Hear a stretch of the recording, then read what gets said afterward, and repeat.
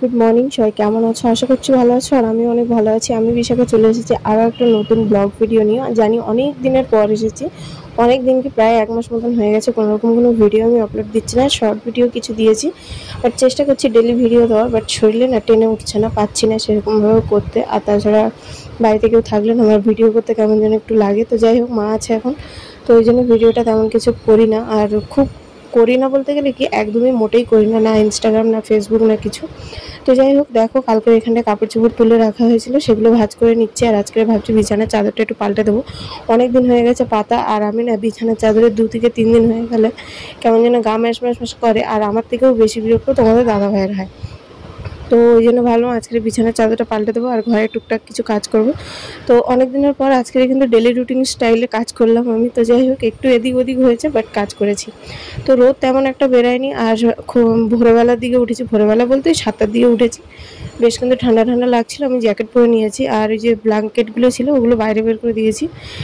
রোদ হবে কি হবে না আমি ঠিক জানি না, বাট দিয়ে রাখলাম, একটু হাওয়া অন্তত লাগুক। তারপরে কাজ করতে করতে তো গরম লাগে সবাই জানো, তো জ্যাকেটটা খুলে রেখে দিয়েছি। আর এখানটায় দেখো যা জামা কাপড় ভাঁজ করা ছিল ভাঁজ করে নিয়েছি, ধোয়া জামা কাপড়গুলো বের করে নিয়েছি। আর আমার ছেলের অনেক পুরানো ছোট ছোট জামা, সেসবগুলো বের করে নিয়েছি, ধুয়ে রেডি করে রাখবো। যেহেতু হসপিটাল ব্যাগ খুব তাড়াতাড়ি আমাকে প্যাক করতে হবে, তো ওই ছোট ছোট জামা প্যান্ট 2-3 সেট নিয়ে যাব আঠারোভাবে পরার জন্য। তো হয়তো হসপিটালে 2 দিন কি 3 দিন থাকতে হবে, তো সেই হিসেবে নিয়ে যাব, কম করেই নিয়ে যাব। বাকি যদি লাগে তোমাদের দাদাভাই ফের পরে নিয়ে যাবে। তো এখানটা দেখো আমাদের ডেলি যদি কাপড় চোপড় কাচাকুচি না হয় না, তো অনেক কাপড় চোপড় হয়ে যায়। একদিন পরে কাচলেই 1 গামলি কাপড়। তো যাই হোক, এখানে এই 1 দিন 2 দিন পরে আমি ধুয়েছি। আরও বেডশিট পাল্টেছি, বেডশিটও ধুইতে হবে, বাট সার্ফ ছিল না বলে বেডশিট আর ধোয়া হয়নি। সমস্ত জামা কাপড়গুলো ধুয়ে নিয়েছি, সব কিছুই ধুয়েছি, শুধু বেডশিটটা ধোয়া হয়নি। তো এখানটা অনেকদিন পরিষ্কার করা হয়নি। লাস্ট তোমাদের দাদাভাই কবে পরিষ্কার করেছিল আমার ঠিক মনেও পড়ছে না। তো ভাবলাম একটুখানি ক্লিয়ার করি জায়গাটা। তো খুব বেশি ক্লিয়ার করতে পারিনি, যেটুকুনি পেরেছি আর কি।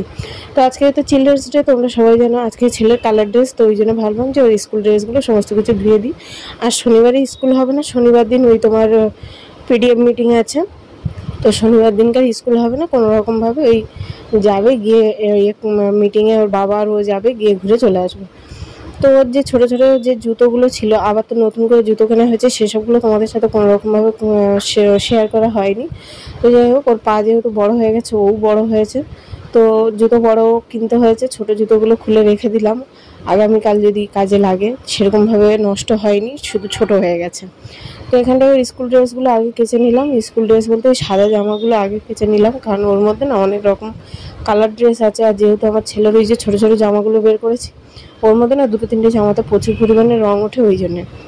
আর নিচে ছিল আমাদের বড় ওভেনটা, তো মেজদা এনে দিয়ে গেল, বললো তুলে রাখবে, নয়তো নিচে জল পেয়ে পেয়ে নষ্ট হয়ে যাচ্ছে। তো আবারও তো শনিবার দিন লাগবে, আর আজকে হলো শুক্রবার, তো শনিবার দিন লাগবে, রান্নাবান্না আছে। তো ওই জন্য আর ঢোকাইনি, ওইভাবে বাইরেই আছে। কালকে পরে রান্নাবান্না হবে, তারপরেই কিন্তু তোলা হবে। তো আজকে তো 14ই নভেম্বর, আর আমার ডেট অনেকেই জিজ্ঞাসা করেছে শর্ট ভিডিওতে যে কবে দিয়েছে। তো দেখো এখনও সেরকমভাবে কোনোরকম কোনো ডেট ফিক্স হয়নি। 2 থেকে 3টে ডেট আমাকে দিয়েছে, যে কোনো ডেটে হতে পারে। তো যখন হয়ে যাবে তখন তোমাদের সাথে শেয়ার করবো। আর তার থেকেও বড় কথা, আমি কিন্তু ডেট রিভিল করতে চাইছি না।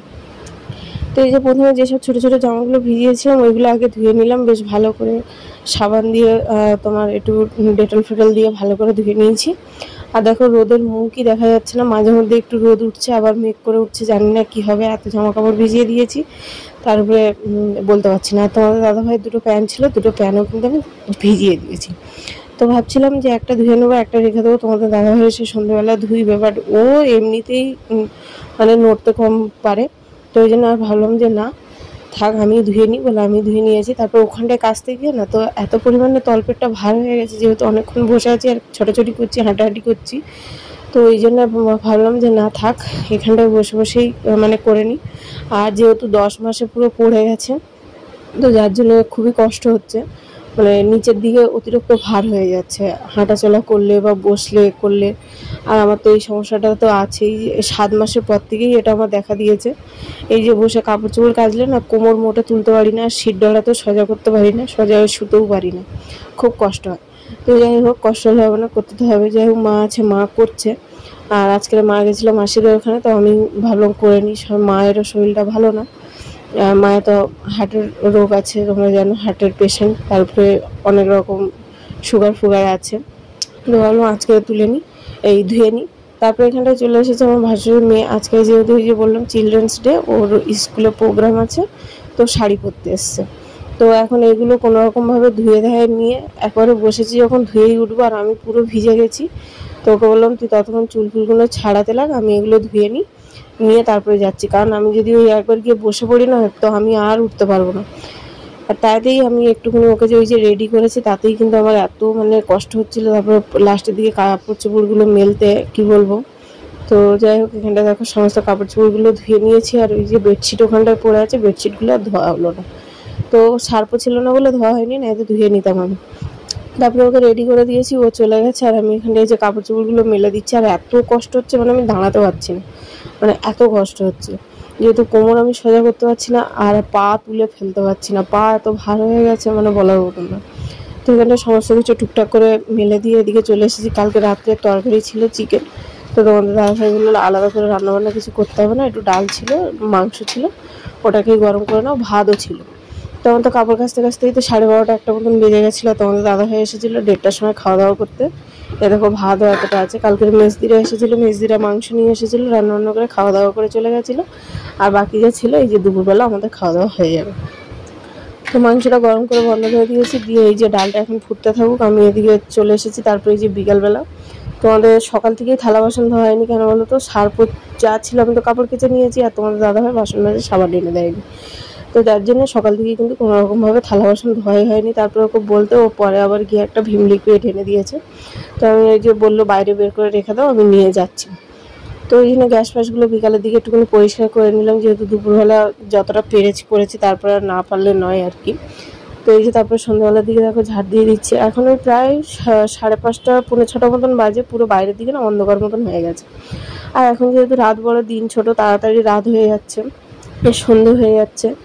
তো তোমরা সবাই জানো যে মানে ব্যাঙ্গালোরে কিন্তু 7টা 10 15 20 7:30 অবধি এর থেকেও বেশি বেলা থাকে। বাট এখন যেহেতু শীতকাল পড়ে যাচ্ছে, এখন কিন্তু আস্তে আস্তে বেলা ছোট হয়ে যাচ্ছে। তো যেগুলো ভিজে ছিল সেগুলো রেখে দিয়ে শুকনোগুলো তুলে নিলাম, নিয়ে এখানটা একটু ঝাড়পোছ করে দিচ্ছি। সামনেটা প্রচুর পরিমাণে তুষ, মানে এত পরিমাণে তুষ সে বলার মতন না, ওই কোনাটায় পড়ে আছে। তো ভাবছি ওইটা কালকে বড় গার্বেজ পেপারে তুলে দেবো, কারণ আজকের আর সোজা হয়ে ঠিক বসতে পারছি না, দাঁড়াতেও পারছি না। তো কিছু কিছু কাজ রেখে দিয়েছি, কালকে করবো, একসাথে সব কিছু করে ওঠা যায় না। তো তারপরে দেখো এখানটায় ঝাটফাট দিয়ে নিয়েছি, ঘরের সমস্ত কিছু কাজবাজ করে নিয়েছি, নিয়ে এই যে বালতিতে জল তুলে নিয়েছি, নিয়ে সন্ধ্যাবেলা গাছে জল দিয়ে দিচ্ছি। তোমাদের দাদাভাই বলো বেলাবেলি জল দিয়ে দেবে, তো বললাম ঠিক আছে। তো ও যে এই যে এসছে তখনও কিন্তু ভিম লিকুইড এনে দেয়নি, তারপরে বলার পরে এনে দিয়েছে। তো প্যান্টগুলো হালকা শুকিয়ে গেছে, বাট একটু স্যাঁত করছে, তো ভাবলাম রেখে দিই, কালকে একটু রোদ খাইয়ে নেবো। তারপরে দেখো এখানটায় এসে এই যে বিছানাটা যেগুলো রোদে দিয়েছিলাম ওগুলো তুলে ভাঁজ করে নিয়েছি, আর যেগুলো শুকনো আছে ওইগুলো বসে বসে এখন ভাঁজ করবো। তারপর আমার যেন হঠাৎ মাত্র কি একটা মনে পড়ে গেল, একটা পার্সেল রিটার্ন করতে হবে, তো সেটাই আর মানে ভাঁজ করতে করতে মনে পড়ে গেছে। যেহেতু তারপরে কী করেছে, ভাঁজ করে নিয়ে তারপরে একটা পার্সেল রিটার্ন করা ছিল, একটা নয় বেশ অনেকগুলো পার্সেল রিটার্ন করা ছিল, সেগুলো রিটার্ন করে দিলাম। মিশো থেকে কালেক্ট করেছিলাম, বেশ মোটামুটি ভালো ছিল, কম প্রাইসের মধ্যে। তাও আমার পছন্দ না হওয়াতে আমি রিটার্ন করে দিলাম। তো যাই হোক দেখো এখানটায় যেগুলো আমার লাগবে না, সেই মানে আলমারিতে যাবে সেগুলো ঢুকিয়ে দিয়েছি, আর যেগুলো আমি ওই হসপিটাল ব্যাগে নেবো সেগুলো সাইড করে রেখে দিয়েছি। আর এখানটা দেখো এই যে তোমাদের দাদাভাই ভিম লিকুইড এনে দিয়েছে, তো ও গেছে বাজারে, আর আমি এদিকে থালা বাসনগুলো মেজে নিচ্ছি। কালকে যেহেতু একটা ছোটোখাটো করে একটা অনুষ্ঠান হবে, যার জন্যে এখানটা দেখো ও চলে গেছে বাজারে বাজার করতে। মার করে মাকে অমনি নিয়ে যাবে, আর ছেলেও আজকে কিন্তু সারাদিন বাড়িতে নেই, মায়ের কাছে ছিল। তো ও চলে গেছে, তাহলে এই সুযোগই করে নি, কারণ ও থাকলে আবার সন্ধ্যাবেলা করতে দেবে না। আর আমার ফোনে ছিল না চার্জ, তো হঠাৎ মাত্র থেকে লাইটটা বন্ধ হয়ে গেছে। তো যাই হোক এখানটায় মানে অন্ধকারে যতটা পেরেছি আর কি। তারপরে পাশের বিল্ডিংয়ে লাইট চলছিল, জ্বলতে ওরাও বন্ধ করে দিয়েছে। ভিডিওটা ছিল এই অবধি, কেমন লেগেছে অবশ্যই কমেন্ট করে জানিও। টাটা।